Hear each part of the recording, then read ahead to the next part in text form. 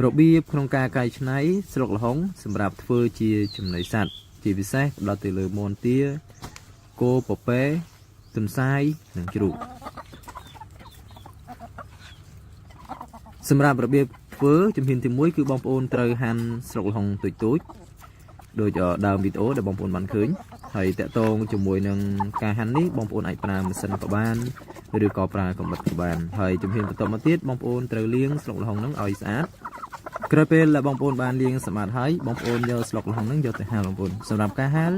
យកអត់ហាលនៅក្រោមកម្ដៅថ្ងៃទេយើងហាលនៅកន្លែងដែលម្លប់អញ្ចឹងហាលនៅក្រោមដំបូលសម្រាប់រយៈពេលហាលបងប្អូនអាចហាលរយៈពេល2ថ្ងៃឬក៏អាចលើសហ្នឹងហើយសម្រាប់ល្ហុងដែលបងប្អូនយកមកធ្វើជាចំណីផ្អាប់ឬក៏លាយជាមួយនឹងចំណីសម្រាប់ឲ្យមាន់ស៊ីបងប្អូនមើលជាក់ស្ដែងចឹងបងប្អូនអាចមើលស្លឹកល្ហុងហ្នឹងតើស្លឹកល្ហុងហ្នឹងស្ងួតហើយទៅនៅឬក៏បងប្អូនអាចយកស្លឹកល្ហុងហ្នឹងយកដាក់ក្នុងដៃហើយច្បាច់ឲ្យបងប្អូនមើលដៃរបស់បងប្អូនតើស្លឹកល្ហុងហ្នឹងនៅមានជ័រឬក៏នៅមានទឹកសើមតិចៗអត់បើសិនជានៅមានទឹកឬក៏នៅមានជ័រសើមតិចៗបងប្អូនអត់ទាន់អាចយកទៅធ្វើជាចំណីផ្អាប់ឬក៏លាយឲ្យមាន់ស៊ីបានទេសម្រាប់ការផ្ដល់ស្លឹកល្ហុងស្រស់ឲ្យសត្វស៊ីឬក៏ផ្ដល់ឲ្យមាន់ស៊ីមានផលប៉ះពាល់អាចធ្វើឲ្យមាន់មានបញ្ហាប្រព័ន្ធរំលាយអាហារហើយចំណុចទី2អាចធ្វើឲ្យមាន់ពិបាកក្នុងការយកអុកស៊ីសែនអញ្ចឹងអាចរំខានដល់ការធំធាត់អញ្ចឹងបើសិនយើងច្នៃត្រូវជំនួយដល់មាន់ប៉ុន្តែបើសិនយើងច្នៃខុសគឺអាចមានផលប៉ះពាល់ដល់មាន់សម្រាប់វត្ថុធាតុដើមដែលយើងយកមកលាយសម្រាប់ធ្វើជាចំណីផ្អាប់ឬក៏ចំណីលាយស្រស់ៗដាក់ឲ្យមាន់ស៊ីទី1គឺមានស្លឹកល្ហុង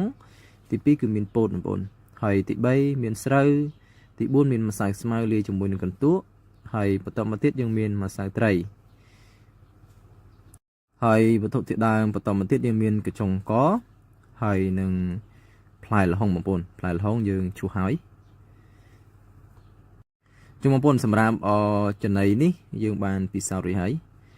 នៅពេលដែលយើងដាក់ឲ្យមាន់ស៊ីបងប្អូនមាន់ដែលស៊ីគឺមានសុខភាពល្អទុំធាត់លឿនហើយមាន់ដែលស៊ីចំណីនេះគឺមានរោមពេញបងប្អូនជុំបងប្អូននេះជាមាន់ដែលយើងបានពិសោធន៍អញ្ចឹងយើងចាំមាន់ច្រើនឆ្នាំហើយមាន់នេះយើងត្រូវតែពិសោធន៍ជាមួយនឹងចំណីនេះអញ្ចឹងយើងឃើញជាក់ស្ដែងបងប្អូនមាន់មានរោមពេញអញ្ចឹងយកអត់ភ័យថាមាន់អត់ដោះរោមអត់អីពិបាកលក់អត់ទេបងប្អូនទោះបីមាន់ដែលចិញ្ចឹមនឹងឃុំក៏ដោយគឺមានរោមពេញហើយសាច់មាន់យើងបានភ្លក់ឲ្យគឺផ្អែមឆ្ងាញ់ហើយតកតងជាមួយចំនួនក៏ខ្ញុំល្អបងប្អូនអញ្ចឹងចំណីដែលខ្ញុំតែងតែផ្ដល់ឲ្យមានចំណីប្រភេទនេះហើយនឹងចំណីដែលខ្ញុំបានបង្ហាញនៅក្នុងវីដេអូមុនៗទៀតបងប្អូនហើយជាចំណីដែលយើងលាយសុទ្ធបងប្អូនយើងអត់ប្រើចំណីបាយទេយើងប្រើចំណីដែលលាយសុទ្ធហើយតកតងជាមួយនឹងការចំណាយក៏យើងចំណាយតិចដែរដោយសារតកតងជាមួយស្លឹកល្ហុងដូចជាយើងអត់ត្រូវការចំណាយទេបងប្អូនមានដីបងប្អូនអាចដាំល្ហុងផ្លែល្ហុងក៏បងប្អូនអាចធ្វើជាចំណីបានស្លឹកល្ហុងក៏បងប្អូនអាចធ្វើជាចំណីបានបងប្អូនឥឡូវយើងចូលវិធីក្នុងការលាយវិញសម្រាប់ការលាយផ្នែកខាងក្រោម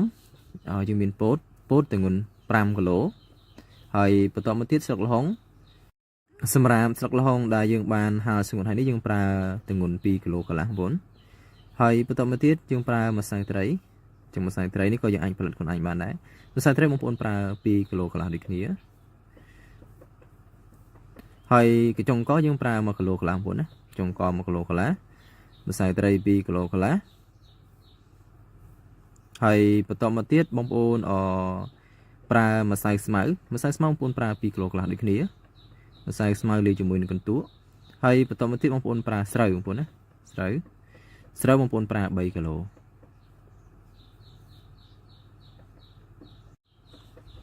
ហើយសម្រាប់ល្ហុងឈូសបងប្អូនប្រើតែ2គីឡូទេបងប្អូនណាកុំប្រើច្រើនពេកដោយសារយើងបានដាក់ស្លឹកល្ហុងហើយអញ្ចឹងបងប្អូនតកតងជាមួយវត្ថុធាតុដើមបងប្អូនដាក់ជាជាន់បែបនេះបងប្អូនដាក់ជាជាន់បែបនេះហើយបងប្អូនចាប់ដើមច្បល់ចូលគ្នាបងប្អូនអញ្ចឹងបងប្អូនធ្វើយ៉ាងណាបងប្អូនច្បល់ឲ្យសព្វទាំងវត្ថុធាតុដើមទាំងអស់នេះធ្វើយ៉ាងណាច្បល់ឲ្យស្មើច្បល់ឲ្យសព្វគ្នាបើសិនជាបងប្អូនច្បល់អត់សព្វគ្នាទេពេលខ្លះដាក់ឲ្យមាន់ស៊ីពេលខ្លះដោយតែពោតពេលខ្លះជាប់តែស្រូវហើយពេលខ្លះជាប់តែស្លឹកល្ហុងអញ្ចឹងមាន់អត់សូវចូលចិត្តស៊ីទេ ហើយក្នុងការឆ្នៃចំណីផ្អាប់របស់បងប្អូនក៏អត់ស្គាល់ល្អដែរគុណភាពចឹងធ្វើយ៉ាងណាច្បល់ឲ្យស្មើច្បល់ឲ្យសមចឹងបងប្អូនតកតងជាមួយនឹងការឆ្នៃចំណីការលាយចំណីនេះខ្ញុំធ្វើតិចតួចទេសម្រាប់ឲ្យបងប្អូនមើលចឹងបើសិនជាករណីបងប្អូនចង់ធ្វើលក្ខណៈធំធ្វើច្រើនអីបងប្អូនអាចបន្ថែមចំនួនតាមនឹងបងប្អូនណាហើយតកតងជាមួយនឹងចំណីនេះដែរបងប្អូនធ្វើឲ្យបងប្អូនដាក់ឲ្យមន់ស៊ីស្រស់ស្រស់ក៏បានបងប្អូនអាចផ្អាប់ទុកក៏បានបងប្អូនចំណីនេះបើសិនជាបងប្អូនផ្អាប់ទុកបងប្អូនអាចទុកបានរយៈពេល3ខែបងប្អូនអត់ខូចទៅណាទេឲ្យតែបងប្អូនរក្សាទុកនៅកន្លែងដែលស្ងួតអត់សើមអត់ត្រូវថ្ងៃហើយបងប្អូនអាចគ្របបានចិត្តល្អសម្រាប់ចំណីនេះបើសិនជាបងប្អូនចង់ដាក់ឲ្យមន់ស៊ីស្រស់ស្រស់បងប្អូនអាចយកទៅដាក់ឲ្យមន់ស៊ីស្រស់ស្រស់បានឬក៏បងប្អូនចង់ផ្អាប់ទុកបងប្អូនអាចផ្អាប់បានប៉ុន្តែបើសិនជាករណីបងប្អូនចង់ផ្អាប់ទុកបងប្អូនត្រូវថែមវត្ថុធាតុដើមមួយចំនួននៅក្នុងចំណីហ្នឹងទី1ស្កររងូទី2 EM4 ទី3 probiotic សម្រាប់វត្ថុធាតុដើមធ្វើចំណីចំនួនប៉ុណ្ណឹងបងប្អូនដាក់ស្កររងូចំនួន50 ក្រាមបងប្អូន50 ក្រាមឬក៏កន្លះខាំហើយទឹកបងប្អូនដាក់តែ3លីត្រកន្លះទេហើយសម្រាប់ EM4 បងប្អូនប្រើលើខ្វះ50 មីលីលីត្រចឹង EM4 យើងផលិតខ្លួនឯងអត់ចំណាយលុយទេបើចំណាយក៏ចំណាយតិចដែរហើយបន្តមកទៀតយើងប្រើ probiotic សម្រាប់ probiotic យើងដាក់តែកន្លះគម្របដបទេបងប្អូនណាអត់ដាក់ច្រើនទេតាមពិតអត់ត្រូវការដាក់ដល់កន្លះគម្របទេបងប្អូនគាត់ថាយើងដាក់រៀងលើសតិចក៏អត់អីដែរហើយបន្តមកទៀតយើងកូរឲ្យសព្វអញ្ចឹងកូរឲ្យស្កររងូ EM4 probiotic ហ្នឹងឲ្យវារលាយជួយគ្នាហើយបន្តមកទៀតបងប្អូនស្រោចទៅលើចំណីដែលបងប្អូនបានលាយហើយបងប្អូនស្រោចឲ្យជោគឲ្យសព្វទៅបងប្អូនណាហើយបន្តមកទៀតក្រោយពេលដែលបងប្អូនស្រោចហើយបងប្អូនចាប់ដើមច្បល់ម្ដងទៀតអញ្ចឹងបងប្អូនត្រូវច្បល់រហូតដល់ទឹកថ្នាំដែលបងប្អូនស្រោចហ្នឹងសព្វទៅជាមួយនឹងវត្ថុធាតុដើមដែលបងប្អូនបានលាយហើយអញ្ចឹងតកតងជាមួយនឹងការធ្វើចំណីបើសិនជាបងប្អូនចង់ដាក់ឲ្យស្រស់បងប្អូនបាច់ប្រើថ្នាំទាំងអស់នេះក៏បានប៉ុន្តែបើសិនជាចង់ប្រើក៏ប្រើបានដែរបងប្អូនដោយសារ probiotic EM4 ស្កររងូហ្នឹងគឺជំនួយដល់សត្វដែរណាបងប្អូនណាជាពិសេស probiotic ជំនួយប្រព័ន្ធរំលាយអាហាររបស់សត្វ EM4 ក៏ដូចគ្នាបងប្អូនយើងបានពិសោធន៍ហើយនៅពេលដែលយើងប្រើ probiotic ប្រើ EM4 លាយជាមួយនឹងចំណីឬក៏លាយជាមួយទឹកឲ្យសត្វផឹកឃើញថាសត្វហ្នឹងគឺអត់សូវជួបបញ្ហាតាក់ទងជាមួយនឹងអត់អាលីគេរាកសរាកឈាមរាកខៀវអីហ្នឹងគឺអត់ងាយជួបទេបងប្អូនអញ្ចឹងខ្ញុំពិសោធន៍លើមន់ប្រហែលក្បាលដែលខ្ញុំបានថតពីដើមវីដេអូឲ្យបងប្អូនមើលហ្នឹងគឺមន់ហ្នឹងគឺអត់បានប្រើថ្នាំផ្សំបងប្អូន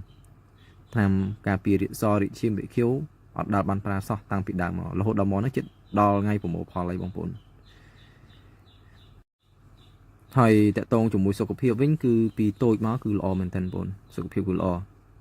ចឹងតាក់ទងជាមួយនឹងការលាយទឹកជាមួយនឹង probiotic ការលាយប្រើ EM អីហ្នឹងខ្ញុំនឹងបង្ហាញបងប្អូនទាំងអស់គ្នានៅក្នុងវីដេអូក្រោយៗទៀតអញ្ចឹងបងប្អូនតាក់ទងជាមួយនឹងវត្ថុធាតុដើមទាំងអស់នេះនៅពេលដែលបងប្អូនបានលាយហើយបងប្អូនអាចដាក់ផ្អាប់បានឬក៏អាចដាក់ឲ្យមុនស៊ីភ្លាមៗបានសម្រាប់ការផ្អាប់បងប្អូនអាចផ្អាប់នៅក្នុងធុងពេត្រូបែបនេះក៏បាននៅក្នុងធុងខៀវក៏បាននៅក្នុងថង់ប្លាស្ទិកក៏បានអ្វីដែលសំខាន់ធ្វើយ៉ាងណាកុំឲ្យខ្យល់ចេញចូលបងប្អូនតែប៉ុណ្្នឹងឯងអញ្ចឹងចំណីដែលបងប្អូនដាក់នេះបងប្អូនដាក់ឲ្យបងប្អូនសកត់រៀងណែនេះទៅសកត់រៀងហាប់បន្តិចបងប្អូនណាសកត់ឲ្យហាប់ហើយបន្តមកទៀតចាំបងប្អូនគ្របឲ្យចិត្តសម្រាប់រយៈពេលផ្អាប់បងប្អូនអាចផ្អាប់រយៈពេល1អាទិត្យទៅ10ថ្ងៃក្រោយពេល1អាទិត្យទៅ10ថ្ងៃហើយបងប្អូនអាចយកឲ្យចំណីសត្វស៊ីបានហើយចំណីនេះដែរយើងអាចរក្សាទុកបានរយៈពេល3ខែសម្រាប់ចំណីនេះបងប្អូនមន់ចូលចិត្តសៀងបងប្អូនណាហើយយើងប្រើសម្រាប់មន់សាច់ឬក៏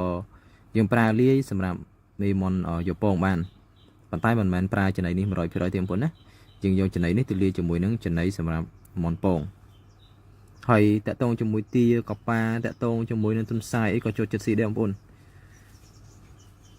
ហើយទុនសាយដែលស៊ីចំណីនេះបងប្អូននេះថតល្អណាស់ខ្ញុំពិសោធន៍ខ្លួនឯងហើយ